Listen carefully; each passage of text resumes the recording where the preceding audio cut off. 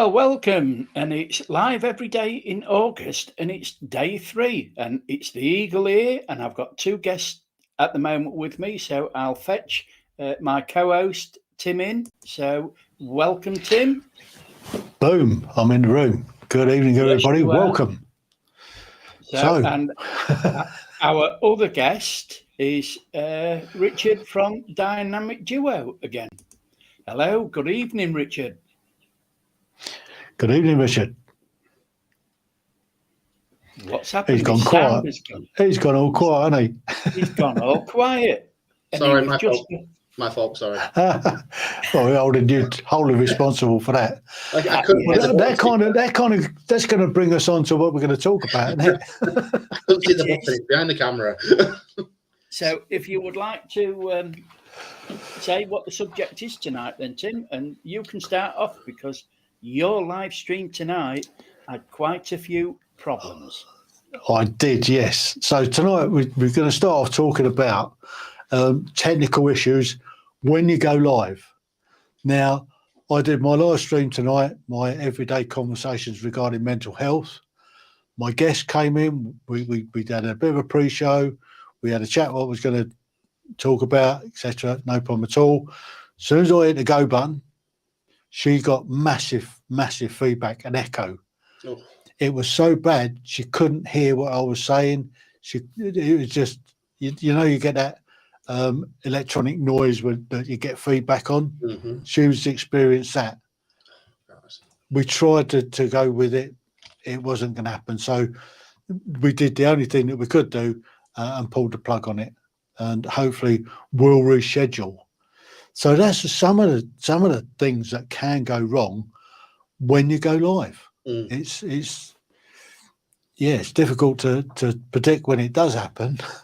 Yeah, but it does. I mean, another one of the things that happens is occasionally is one forgets to push up the slider. And I've done that on 1 or 2 occasions.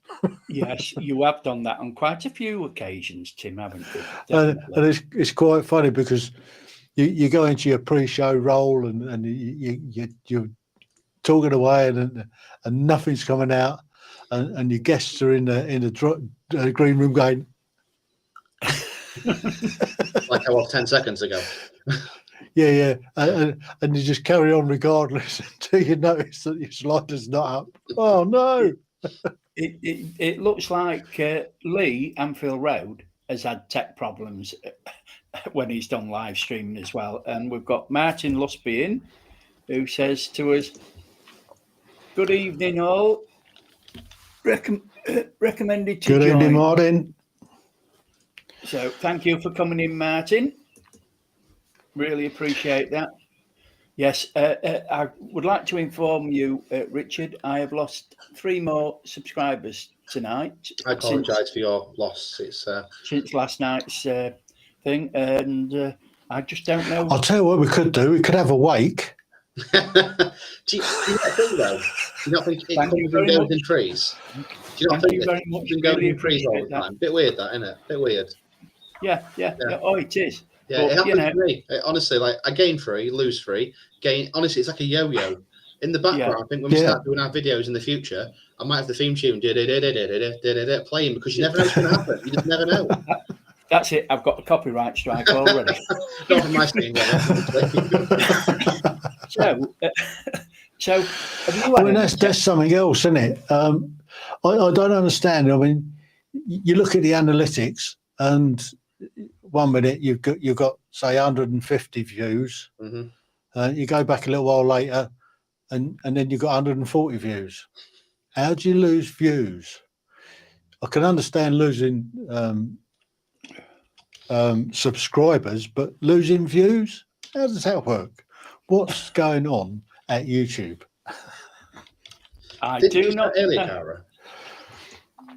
It's bizarre. Yeah, someone said earlier about views. It might have been Cara, and he said that we didn't have this views, but somewhere else it said that we did. Yeah. And then that was it. She clicked on the community post, and we had 631 subscribers. But then she clicked on it; it was 634. Yeah. I just went, what? Well, I mean, I went out live last night with Tim, as you know, and when I finished the stream, I had 20 views. I got up, I looked at 1 o'clock when I woke up, and I'd gone down to 15. And then I looked again at dinner time, and I'd gone back up to 18. And I've just looked now, and I've got 40. Tim only had 3 views on his, and Yeah. it's ended up with 118 views. I think someone But- might be a bit drunk. Yeah, but he has not. He don't seem to get any comments. He just gets the views. Yeah, I'll get 1 or 2 likes, Yeah, but no comments. And I've looked into my setup, and I've allowed all comments, because there is a thing that you can now put on, hold comments for review or hold inappropriate comments and stuff like that. But no, I've allowed all comments, and I'm still not getting many comments at all. Maybe the odd 1 or 2, but even on my live quiz show on a Tuesday, I'm getting, as we're doing the show, there's people are coming in, putting their scores in the chat box and having a bit of banter in the chat, but that's not showing up in the comments when we finish the live. So when people are going back and watching it after and doing the quiz after and putting their comments in or putting their scores in the chat box, it's not showing up. For some reason, my analytics aren't showing comments. I don't know whether it's something to do with my setup, whether it's something to do with YouTube withholding them, or what's going on. I think it'd probably be more YouTube, because we've had a very similar problem with ours. With comments not been showing, and then obviously losing the likes, for example. Likes is a big one. So going back to the short we mentioned about earlier, the likes was actually on 46, but now we're on 35. So we've lost them likes somewhere. It don't make I've noticed that. Yeah, it makes no sense. And then you're thinking, was it a fake account? Was it a bot? Because YouTube's trying to pick out all these incorrect accounts now, shall we say. It kind of makes it harder for the smaller channels who are trying to get the analytics up there, trying to improve the views, the numbers. If you're busting your backside every day, which we admittedly was, we've stopped that now because it just got too much for us. So we take it nice and slow, and we try not to look at it anymore because it makes it worse. Yeah. Martin, yes, my channel is random. It's all about different subjects, travel, live streaming, interviews. Drinking gin. You name it. Well, my channel's very similar to that. I have some different stuff on. I mean, we've got the regular shows, obviously, the regular live show every week, and there's a regular Ordinary People's Extraordinary Stories on the same channel. But I do have some random stuff. I'm doing up the Bantam at the moment, so I'm putting odd videos up of doing up the Bantam. I'm doing some travel stuff as well, going out on a motorbike and putting some stuff up on that. And then I put the odd short up of when I'm taking the mutt out for a walk, or when he's doing something particularly funny with the cat coming unstuck generally. but it's fairly random. But over on my other channel, I've got a separate channel just for the quiz. And it's just quizzes. And it's growing, but it's growing very slowly. Now, the amount of people that like doing quizzes, one would have thought there would have been a lot more subscribers. You would have thought it would have grown fairly quickly. I'll get a regular group in on a Tuesday. They're having a bit of chat in the chat box. They're putting the scores in. They're clicking the like button, etc., etc. And I know there's lots of people watching it, but they're not engaging with it. So I don't know whether it's them not engaging, or whether something's going on where their comments aren't going in. I think because Karen has said in the background, the same, because we have the same problem where we have maybe, and Keith will know, 17 or 18 watching, but only 6 or 7 will engage. So, it's an odd. I mean, we appreciate there's people that do watch our channel which are blocked and we don't want on the channel. So they do watch it, and that's what they're there for. But you think that's only maybe a couple of people, And if you've got 17 watching, you're thinking, well, why are they not engaging? It don't make any sense. Yeah. Yeah, well perhaps they don't. I know some people are worried about if they put something on, then a bottle will get hold of them and start inundating them with all sorts of stuff, with our bots are a bit too adverts and one thing and another. Yeah. So from that point of view, I'm not sure. Our bots are naughty, Tim, at the minute, unfortunately. They're very naughty, aren't they, Keith, our bots that we use? Yes, I know, yeah. Have you seen mine recently? They've been a bit of a pain, so can only apologise to people in our lives that, yeah. Well, put it this way, your lives you always you might have somebody giving you some grief, but at least they're watching you. Yes. Yeah, they are. Someone made a really nice comment. That's all counting towards your watch time, isn't it? Somebody made a really nice comment and was like, "Oh, that's lovely," and the bot turned around and said, "Behave. That's an interesting topic of conversation. You're now in timeout." I'm sat there thinking, this bot's got some attitude. Like, what did we do that for? And I don't know why it still did it, and I can't change any of the settings. I've looked at everything. I'm thinking, I don't know. AI's just gone mental. It really has. Yeah. If you're into trains, Barry's Views channel is all about trains, or mainly trains. He goes out filming the trains because he lives in London, so he films the trains, and the buses, I think, as well. I've subscribed, yeah, so I've seen that, yeah. Yeah, so I'll put your link in the description, Barry, so if anyone wants to support your channel, because he's done well. He's built up his channel as well, because he started doing shorts in his channel. Really, I'll tell you something about doing trains. Yeah. There's a place I'm aiming to go and do a little bit of video in at some stage, up in Buckinghamshire, Quainton. I used to live up the way. They've got a big railway steam yard up there, and I'm aiming to get up there on a steam day and do some video and stuff like that of the trains. And if you put stuff up on trains, apparently it gets picked up in India. Lots and lots of people in India like trains. So that's where a big audience can come from for your trains. Yeah, it is. A lot of the trains, and Barry may correct me here if I'm wrong. If I am, let me know. But I think the old sort of pacer trains that we've used in the UK, when they retire them, I believe they go to India. So we was told. Yeah. But I don't know how true that is. So Barry says, I like the layout. You said, I like the layout of your top banner and the whole layout of the channel. Yeah, it's very good. I like the layout. It's good. Oh, thank you, Rick. So now the next subject that I'd like to talk about, because we've talked about tech, is I don't know whether you've seen the article in on Grimsby Live about Cleethorpes, how what a okay. what a shithole it is. What a shithole it is. They clearly haven't been there, have they? No. Well, if you spent a week up there in 2020, and I thought Grimsby Cleethorpes was quite tidy. You've got a decent Witherspoons. We frequented that a few times during the week. Yeah.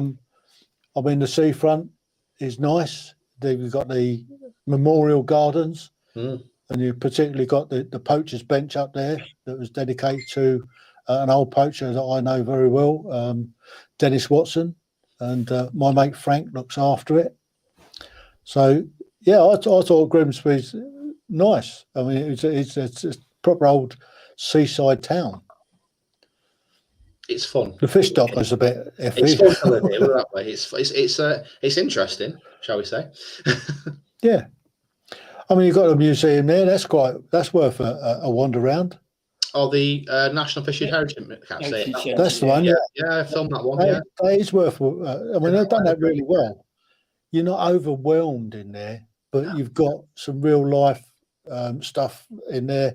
You've got all the mannequins that are dressed up in imperial costume and stuff like that, which is really, really good and really interesting about the fishing industry in Grimsby, Cleethorpes area. Because it was the biggest fish land on herrings, I think, is the main. It was, yeah. That it was known for. It was quite a big site, wasn't it? Yeah. Yeah. But the latest things about Cleethorpes out is there's nothing on the seafront on the North Promenade. We had Sunday markets up to, I can't remember the year, but it used to bring in the tourists. Mhm. Now you walk down that end and there's very few businesses open. Yeah, And it's quite limited. and then it also said there's been an 8% increase in violent crime and sexual crime in Cleethorpes, especially on weekends, Friday and Saturday nights. Mhm.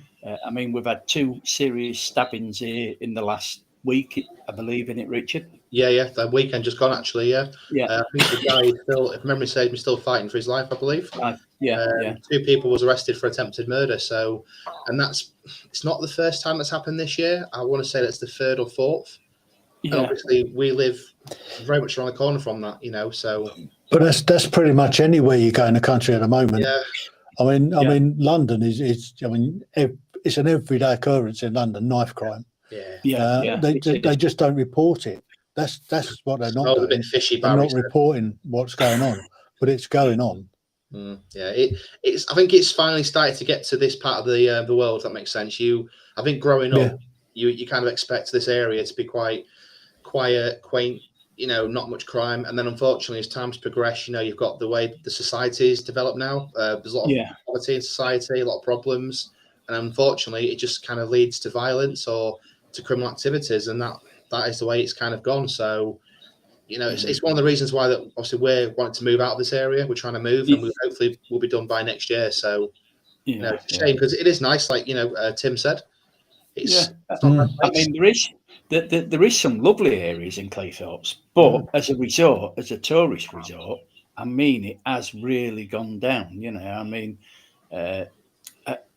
in my lifetime, how much it's. I mean, the full area, Grimsby and Cleethorpes. You look, you go down Freeman Street, and there's hardly anything there. It's a disgrace.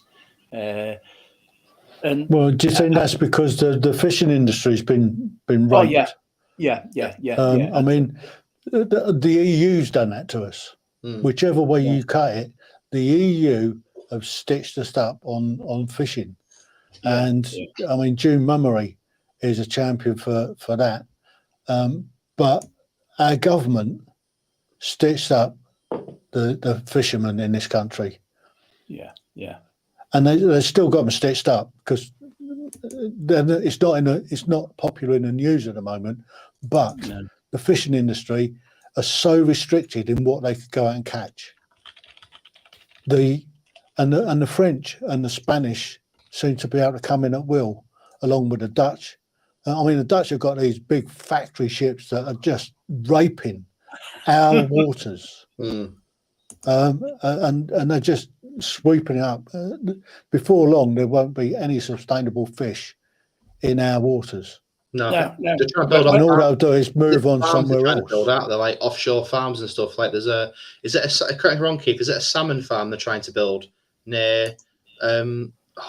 It's along Harrington Street, isn't it? Like the back of that area there.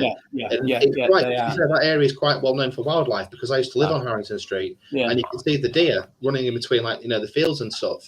And they're actually thinking of just demolishing all of that now and building a salmon farm there. Yeah. So you're kind of taking away one natural habitat of wildlife in development for the food industry. Yeah. And you thinking, but will a salmon farm work down this far south? I mean, they normally prefer sort of slightly colder waters. Yeah. I mean, Norway, Scotland are big salmon fish farm areas. I think with how they're doing it, Tim, is that it's going to be an industrial factory. So it's basically a big building with the water tanks internally. So that would say they're not using the waters of the Humber. Yeah. They're going to be using imported water. That's then maintained, filtered, cleaned. The amount of crap that's going to go on just to keep this business afloat. No, pun not intended. Yeah. It's just, it makes no sense really, does it? But I think if we need obviously a sustainable food industry, then it's quite important. But then at the same time, again, should you be really destroying natural habitat and wildlife? It's how far do you go for progression? That's the thing. Yeah. Turning it on its head slightly. I mean, what what the EU have done, stitching us up the way they have over the fishing rights and all the rest of it. What we should be doing is, I mean, it's unbelievable the amount of money that we're giving the French to patrol the beaches to stop the boats, and they ain't doing it. No. What we should be doing is, for every boat that comes over, take away one of their fishing licenses. Yeah. Yeah. Now, the only party that will do that is the Reform Party. And I disagree with people saying, well, if you vote for the Reform Party, you're just getting Labour in. I tend to disagree. If everybody that's sensible, I mean, there's 17.4 million people, the sensible people to start with, vote Reform, they will get in. And if they get in, they will change it totally. They will stop the boats within a fortnight. I think you've been promoted, Tim, to Prime Minister by the sounds of this. I think the chat wants you to be PM. Well, I think Richard Tyson would do a pretty good job. Nigel Farage is the president of the Reform UK, and he's fully on side. And they got some really good former Brexit Party MEPs on board, and Widdicombe's on board as well. So they've got the talent, they've got the right policies, and it's down to sensible people that want change, that come election day, whenever it's going to be, it'll either be May, June next year, or it'll be October. I think it'll be sooner rather than later, don't you? 25. I think it'll be sooner. Yeah. So I think it can't go on the way it is, that's for sure. Barry wants to skip out Mancini. We are totally screwed. Things will just go from bad to worse, without a doubt. It will. I mean, if in doubt, put the Mancini on, Keith, apparently, according to this. Yeah. Thank you very much. That's what Barry wants to see, so I'm just saying what Barry wants to see. I'll do a live stream naked if Reform get in. That'll get the numbers. That will get the numbers, Tim. Yes. I shall dance on the table. Yeah. I am happy with one thing. Obviously, I've got my photograph that I took back in 2020 in a thing today. The council, back in 2020, just before lockdown started, I was taking photographs on my phone. I'm into photography quite a bit, and I uploaded it to something on the Any Links website, and they said, it's a competition. We're going to get the best thing for celebrating Eaglevp. Obviously, COVID hit. They boffed that out of the water. I changed my phone 6 times after that, and I've forgotten all about it. And then I had an email 2 weeks ago from someone in the council saying, we found your image. We want to use it on our pamphlet for 150 years celebrating the Eaglevp Pier. Can we use it? And I was like, yeah, go for it. And I just didn't think they would use it. And today it turns out they have, haven't they, Cara? The booklet's over there somewhere. I just can't reach it. But they've printed me on the back page. It's the pier, pretty much, that I took the picture of. And they've used it for the postcards and other things, haven't they? So, yeah, that was awesome. Yeah. Really good. And that was taken on a phone? Yeah, I mean, I'll grab it. It's over there because my lovely assistant's currently unoccupied at the moment. She's got a problem. So, Tim, can you answer Barry's question? What's Barry's question? Or Simon's question, should I say? Are they better party for autism? Who? Reform? Simon said that. They will look after everybody. They will look after British people. Yeah. Hold on, Richard. Whoever they are. Yeah, no worries. Yeah, I'm reading, to be fair, as well. Sorry. Yeah. I haven't read it yet. What I do is go onto Reform UK website, have a look at their manifesto, have a look at what they're doing, have a look at who they're putting forward. They're going to be standing 630 candidates in every single constituency in the country at the next general election. There is change. If you want change, if you don't want more of what we've had, vote Reform. As simple as that. Okay, then. I should be putting it in my. I'm just get my cross. There's some quite good facts in it, actually. But yeah, that's the photograph that I took. Yeah. That was on my phone back in 2020. Obviously, the print's on cardboard, so it's not the best, but that's literally all I took, and they've used it. So very good. Well done, then. I'm happy with that. I would be. It's Because they show a photograph, quite interesting history actually. In 1940, during the Second World War, they show you where they blew up a part of the pier. They actually destroyed it there, stopped the invasion. So that's quite interesting as well. Yeah. Oh, very good. Have you seen the film on Clee TV about the Cleethorpes Coast Light Railway that they put up today? Possibly, yeah. I think I may have done. I watch a lot of YouTube, to be fair, so I'm more likely I've done at some point. It's a good. The Cleethorpes Coast Light Railway is celebrating 75 years history today. It's really interesting. So I'm just going to see if I can get it so I can share. Is it a narrow gauge? Yeah, it's or is it standard gauge? Narrow gauge railway. I've just seen Barry's comments there. Rick Ashley for PM because he'll never give you up, never gonna let you down. Oh dear. Martin disappeared. So okay, Martin, no worries. Speak to you later, buddy. Have a good night. Yeah, TTFN. Yeah, I'm just seeing if I can find it. Oh, there's a dark mode. So should we jump off the soapbox for now? I don't think I've left anybody in any doubt as to my political persuasions. No. I will share this screen then, if I can remember how to do it, because it's been a while. Please stand by. Technical difficulties. Yeah, technical difficulties. Oh, don't go down the technical difficulties. One has enough of those. They're all fun though. So Chris is in. Evening, Chris. Evening, Chrissy. Evening, Chris. Yeah. How's your trip into Wales, my friend? How you enjoyed it? It's there in it's show on screen. So I've done that. So that's it. I'm here in Cleethorpes to find out more about the history of this fascinating miniature railway and discover why it's so well loved and popular by the visitors and locals. Popular fact, that train's called Rachel, by the way. Yeah. And Gemma's talking about it. The Cleethorpes Coast Light Railway is visited by around 75,000 people every year, and this year it celebrates its 75th anniversary.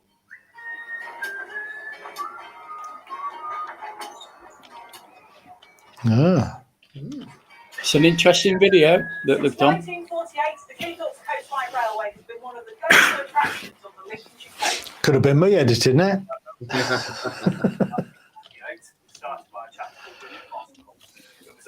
Well, don't show them it all. They won't go and have a look at it, will they? If you've seen it already. You can't turn it off now. I can't find the button. You got it locked in. I've stopped sharing it, I think. Yeah, how's that then? So, technical issues. I'm sorry, Keith. Yeah. I'm sorry. I recommend everybody to go over and watch that because it really is worth. We'll give it a look. It was a brilliant. I mean, when I looked at it, I thought, God, me and Richard should have done that. I'm not waiting. Well, you see, on my screen. Sorry. You've got time to do it, haven't you?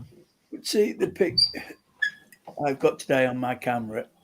Very impressed myself, even in. Yeah.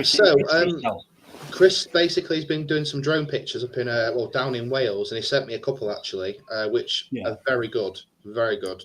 But he's got the Pixel 7 Pro, which is the one I'm hopefully trying to get. And the pictures that he sent me so far do look superb. Now, you all know me; I love pictures, obviously, but I've heard the video quality is not the best, and the phone overheats a little bit. So I'm kind of like 50-50. But obviously, he's got the phone, so only he will know. Maybe you can shed some light on it for me. I don't know. Yeah. Well, I've got this little drone, and so far I've managed to fly it successfully. It seems to have this little bit of a problem. If there's a bit of a breeze, it gets blown off course. It's very light. That sounds like Cara. And I haven't managed to get the video off of it. Right. So it's a work in progress. I've got to wait for a nil win day before I can go and play with it. It's not easy wins, is it? No. What I'm looking at. But it was a fairly cheap one.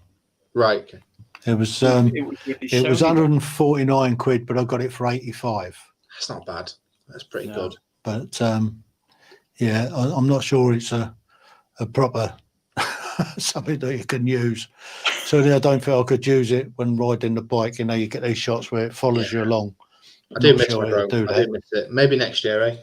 Yeah. So the next subject I would like to talk about is because the mortgage rate's gone up.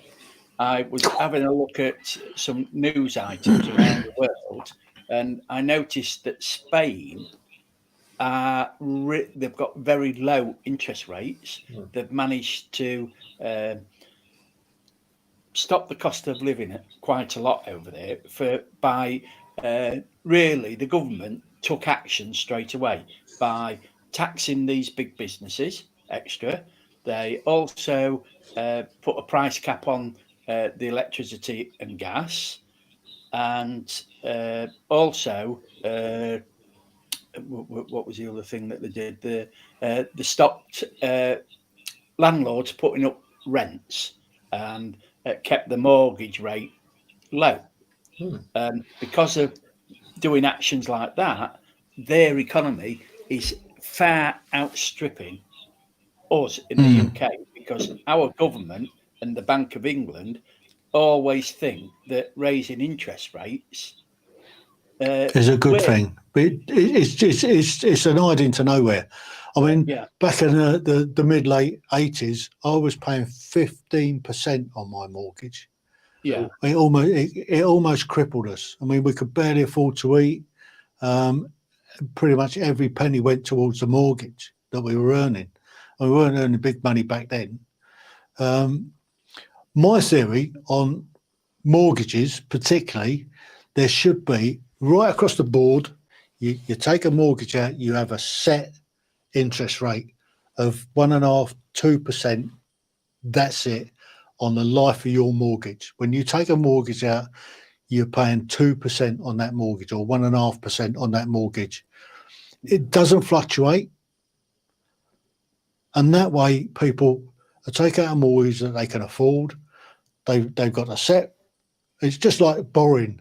You go and borrow, say, 10 grand from the bank, you'll pay sort of 1.5 or 3% interest on it. So you'll pay sort of 13,000 back on it, or 13 or 12.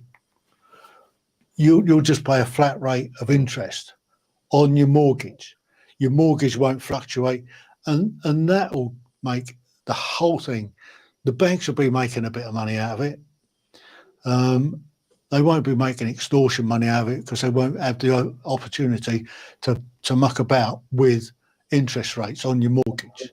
So you take a mortgage out, a set price for that amount of money that you've borrowed over the life of your mortgage. Just a quick one on the mortgage thing. Do you think there should be some sort of reform in action to change the way that people apply for mortgages? So this might just be my fault, and if it is, let me know and I'll shut up. I think it's very old-fashioned using a credit scoring system, especially when 2/3 of these people that have come into buying a home, for example, they've rented for maybe 6 or 8 years. They've got constant proof they've rented, and they've got a proof of income. Surely that should be enough to some degree to say that, look, you know, the affordability is there. Why are we using a credit history score where maybe if you was a student, you got into a bit of debt maybe 10 years ago? So it's not really now. They're not looking at the picture now. They're looking at the picture from years ago, and I think that causes a lot of issues with the housing market personally as well. I mean, we would love to have a mortgage. We could probably pay it. I mean, if the interest rates were lower and the prices were set. I mean, I remember my grandparents, bless them, their mortgage on their 3-bed house in the 90s, I think it was £185 a month they paid, and then it went to about 250. And then late 2000, it shot to nearly £600. So you know, that's the interest rate that fluctuated.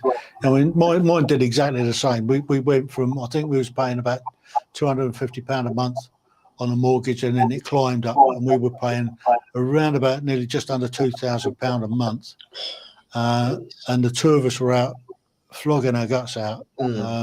Doing all the overtime we could manage just to break even to pay the mortgage when it went to 15%. And I think that's wrong. Yeah.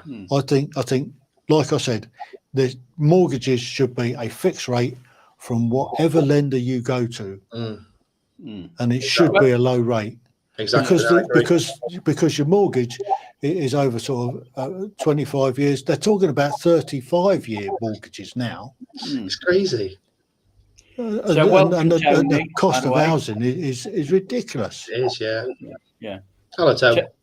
Tom, can you got your sound up on your YouTube or whatever? Because I can hear it all the time. Nope. I've only got this one on. I shut it down, the YouTube. Yeah, you want the YouTube sound turned Seems to have gone now. Oh no, it's still there. That's strange. Yeah, it's still There's some feedback coming from somewhere. Yeah. Back to the start of the show, technical issues. Hello to the cat in the chat. I mean, I've got no tabs open as far as I can tell. Yeah. So, Yeah, we can hear ourselves when we're talking. Well, that's maybe the speakers down here. Yeah, it will be the speakers picking the sound up on the computer. Yeah. Yeah. Not got echo cancellation on. No idea. No. I think mine. I'll turn the volume down on the speaker. See if that works. Yeah, how's that? Can you hear anything, Richard and Tim? No. No, it's okay now, I think. Yeah. There's still something. There's still something in the background there, just slightly. Yeah. But not quite sure what. Yeah. So Barry's put in. That's why a lot of people are moving up north, because it's very hard for first-time buyers. Yeah. Yeah, I mean the prices of housing down here in the south is crazy. It really is. Yeah. Mind you, having said that, a couple of years back, my son was looking for a house down here in Gosport. Yeah.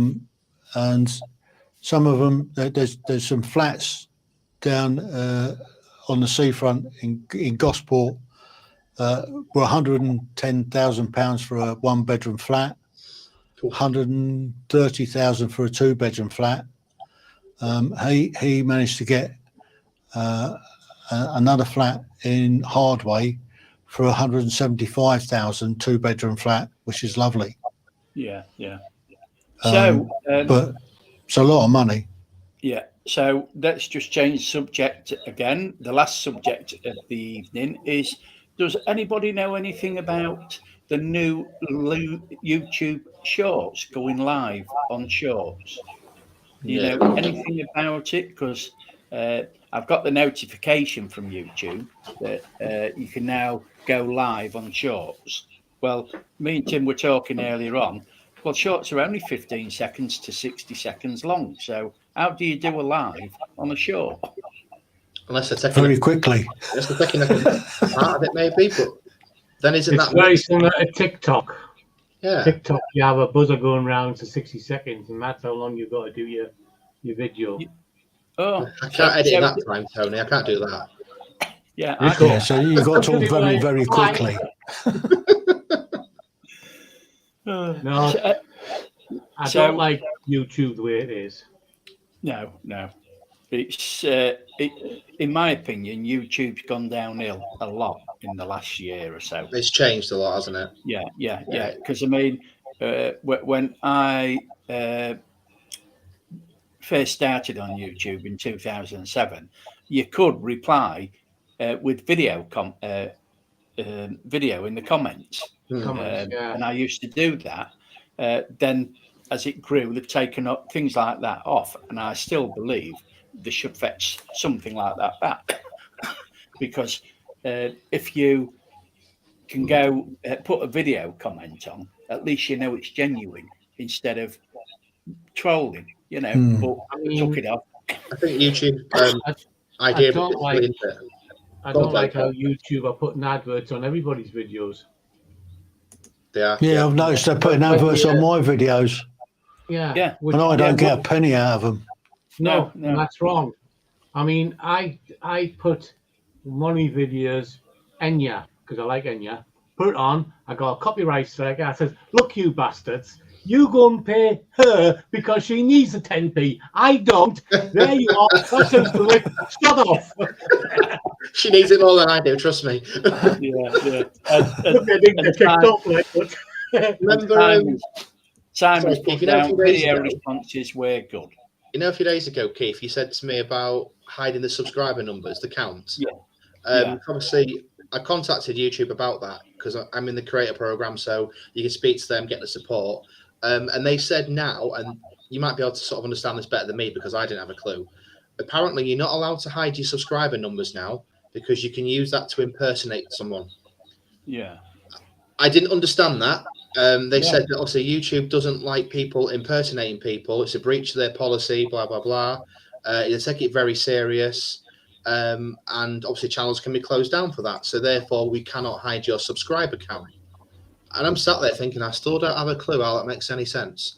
So if I'm hiding my numbers, how am I impersonating somebody? Yeah. You're not, are you? You know. It's me. My face hasn't changed.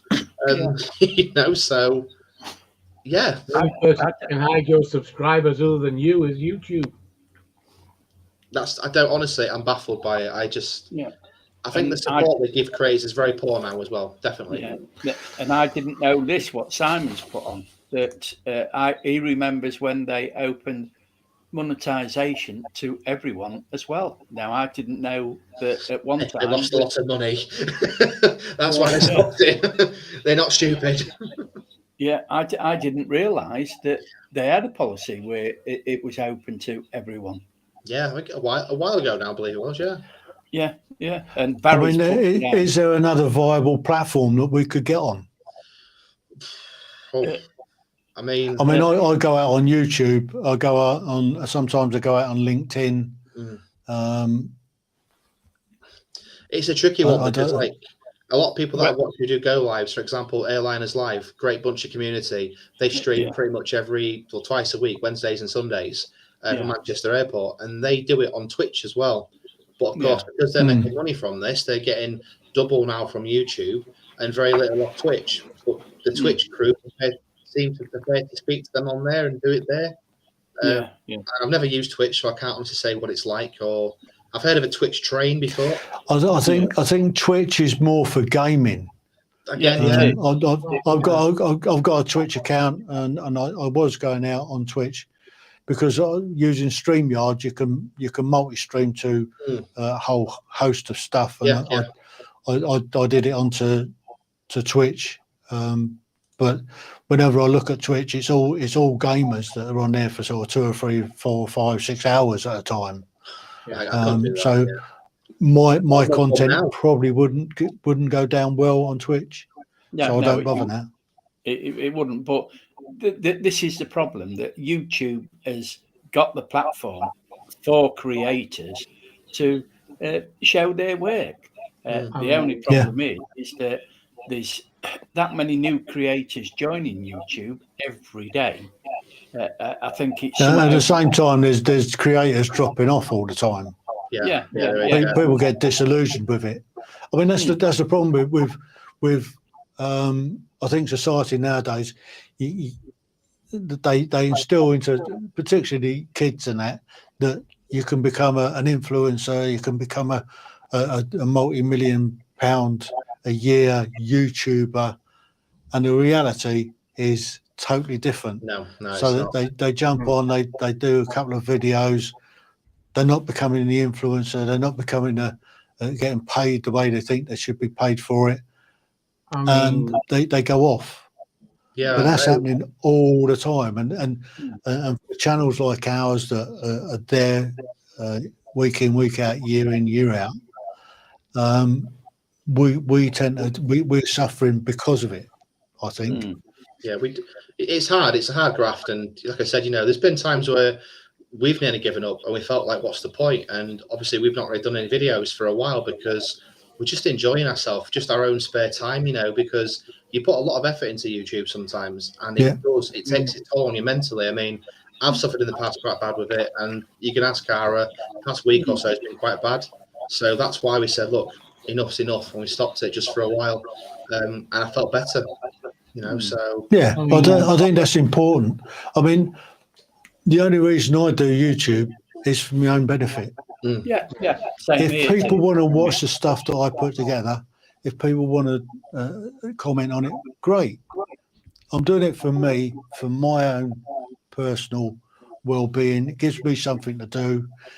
I love talking to people, which is why I have the Ordinary People's Extraordinary Stories, and there's I don't know, somewhere about 300, I think, of those I've done. Because they go out as audio. The original lot were audio, and then I've done video as well.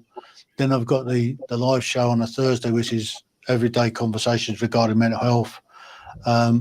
And that again is pushing out a really important message, giving people hope that are suffering from whatever problems they're having. And then there's the quiz channel, which is we just have a bit of fun. And when we stop having fun, I'll stop doing it. I'll fall by the wayside like the rest of them. I mean, Randolph was doing a live flight sim the other day, 4 hours he flew, and after 3.5 hours, YouTube said, "You're streaming too long." What? That's the message he got. So he had to bring his aircraft down and stop broadcasting. That's ridiculous. Did he crash it? That's the first time he's seen that message. And I don't know whether it was a glitch or whatever. But I've seen people stream for sort of 8 to 10 hours straight on a 747 long-haul flight. I don't get that. It's madness. Yeah, well, I mean, you get people that stream for 24 hours, some of these Indian and Indian Pakistani channels, you know. I mean, there's a channel on there, I forget the name of it, but it's a quiz channel, and he just streams constantly 24/7, 7 days a week. You know, and there's nothing happening in the chat, but yet he ends up with 3,000 people watching it. I don't get it. I tried streaming a game the other day, and it was fun for the first half an hour, but then no one was on speaking, so I was like, right, I'm going to go back to bed then. So I just left it and said I'll do another live stream next week. If anyone joins, they do. If not, half an hour of my time talking to myself. It's the usual, isn't it? Yeah, it is. First sign of madness, that, you know. I am crazy, I mean, with the new rules of drones coming in, I'm losing the interest in drones because they're going to slap us with so many rules. We're not going to be able to get them out of the bag. Nope. You know, and I'm starting to enjoy flight sim more than drones, to be honest. You know. Yeah. I think with drones, and I agree with Tony, because like obviously we've not got the drone that we have no more. We've looked at the Mini 3 Pro to purchase next year, and they're coming down in price quite substantially. But then all these new rules that are coming out, you're thinking, well, why would I spend £700 on a Mini 3 Pro that I can't fly in a residential area? Why don't I just go up the whole hog, get the top of the range one, which is stupidly big, and fly it and hope for the best? You know. But yeah, I mean, we are getting rule after rule after rule thrown at us. You know, and to be honest, they're going to get a lot of revolt. So they're just going to say, "I'll do this anyway." You know. Yeah, and they will. People will do it. When I go down Tynemouth, I always get a warning on DJI that I can't fly without an authorization because there's an army placed down the river. It's the Chinooks come in. And I always say, yeah, authorize it. And I fly out to the sea and come back in, which is the way the Chinooks would come in. But when they're broadcasting on DJI, it's 3 times now I've been down Blythe on the beach, and there's a bandstand in there. And you take off to the left of the bandstand, the drone will stop flying by the time it reaches that bandstand. It'll say, warning, you're entering Newcastle Airport's airspace. So you say, I authorize that. No problem. I'm at 200 feet. If they're down here, I am in trouble. So I authorize it, keep to 200 feet, fly down the beach. Then I get a warning, aircraft entering your position, warning. That's what comes out on your controller. Yep. When I look on the radar, there's an aircraft coming down from the left. And when I look up, it's a 737 coming into Newcastle. The second time when I came back, it said, I increased the altitude to 300 and I came back along the beach. and it came up with another warning saying, "Warning, aircraft, same altitude, same speed, altitude, altitude." And I dropped it down to 200 feet, and it stopped shouting. And it was a hang glider at 300 feet in past. So, you can't do anything, can you, with it? You've got to keep it in that line of sight. It's not possible. The DJI gives you all the information on your phone. Looking up there at the DJI at your aircraft, you're not going to see the emergency signals you're getting off your drone, and that's important. But these pillicks in government who stroke their cats like me and don't know what a drone is make the rules, and we've got to suffer, and that's wrong, I'll tell you what, you don't see many hang gliders nowadays. You see the parasenders, but you don't often see hang gliders. No, hang gliders have kind of gone out of favour. I mean, I used to be a hang glider pilot instructor years ago. Most of them are flying up in Wales. But, there's an airfield up just north of here. It's like just before Amble, and they do a lot of hang gliding there, and private airlines and small planes and that, So they do they take off? Do they take off on the airfield then? They take off on the flat and get towed up or dragged up. They take off on the airfield, and then they just I've never done that. We've always jumped off the side of a hill. I heard the Mini too. Yeah, they've got a tow plane down there, and then you've got them motorised ones that come across here. The one with the propeller at the back. Yeah, microlights. Yes. Yeah, they come across quite regularly. It's from the same place, I stuck a strobe on mine, Tony, to stop them from coming near me. It seemed like it worked. Because that thing was boom, boom, boom. It was really bright. You didn't miss that. I could tell you, it was huge. Yeah. Bigger than the drone. Yeah. Well, I think we've had a good session tonight, 52 minutes. So I appreciate everybody coming on. So if you'd like to say your goodbyes to everyone in the stream, first of all, Tony. Bye for now. Richard, if you'd like. Bye for now. Hope you have a great evening or weekend. Vanessa Kitty's just come in. Hello there, Vanessa.